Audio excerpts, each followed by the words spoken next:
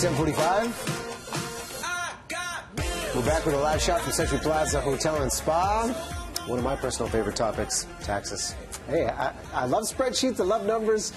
Fiona here, she's like, Dave, I've been dealing with this all month long. I know it's a busy month because the deadline to file taxes is April 30th, but you are from the CRA. Yes. Things to consider. If you know you're going to owe taxes, and you might think, okay, I'm just going to file later because I'm going to owe the government money. Why is it important to continuously file taxes on time? Good question. If you do owe taxes, you have to file on time because otherwise you will be charged for a late filing penalty. And what is that penalty? The penalty is 5% per month plus 1%. 5% of the balance owing plus 1% per month for a maximum of 12 months. So that can add up quickly, and you're going to get into some of the things that we should be aware of with filing, but what is the difference, as you describe these, between tax credits and deductible expenses? So deductible expenses reduces your taxable income. So essentially, if you've already paid enough taxes and you have deductible expenses, then you may get a refund. Non-refundable tax credit reduces the amount of taxes that you have to pay, but you can't go down to more than zero. Okay. So that's the difference. So to benefit from these, we'll take a look at the group for students first. Obviously, we know some of these tuition costs are high. What are some tuition tax credits that are available? So for students, if they go to a post-secondary institution for study, then they can claim the tuition that they pay for. They can claim it themselves. They can also transfer it to their parents or their spouse if they like to.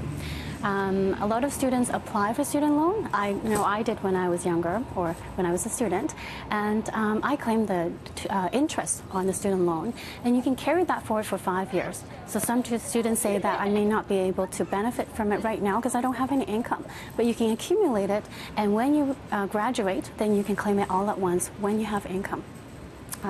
Also, there's moving expenses as well. So if a student moves from more than 40 kilometers or more and to study in a full-time program at a post-secondary, then you can claim that moving expenses as well. So moving, deductible expense, and the first two tuition, and the other one you said interest. Those are credits. Yes, that's right. Okay, for new parents, what is fair game? Let's start with, this is an interesting one too, fertility treatments. Yes, it's something that's new. So fertility treatments expense, if you use, for example, if you use IVF procedures or treatments, you can actually claim that under medical expenses. Adoption? Yes, if you have, I always feel that someone has a big heart if they actually adopt children, that you can claim your adoption expenses for children that are under 18 that you're adopting. Excellent. And childcare expenses, what's eligible? For sure. Once you expand your family, you have childcare expenses, and so therefore you can claim all of that for children that are under 16. And those expenses, I mean, what if the parents are having a date night? Does that count if you've got a babysitter in there? Or this is very specific? So if you if you have the children go to daycare, for example, because you have to earn income because you have to go to school, then you can claim all of those expenses. Okay, so date night, we're on our own. That's what I got out of that one. For the seniors, what opportunities do we have there for those that elect to stop making CPP contributions? So for a senior, if they're over 65 but they're under 70, they're still working, they still are contributing to the Canadian economy, they can elect not to contribute into CPP because some of them feel like it doesn't make sense if they're already receiving CPP, why are they contributing? So they can they can ask for an election to stop making the contribution. And options with pension income?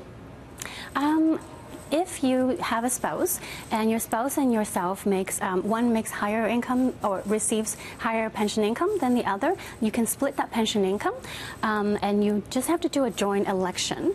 Therefore, some people receive annuity or registered income fund, so they can split that income. So collectively, they're paying less taxes. Okay, so a few options for us to look at. Again, the deadline being April 30th. And how many people are filing online versus doing the traditional paper submission?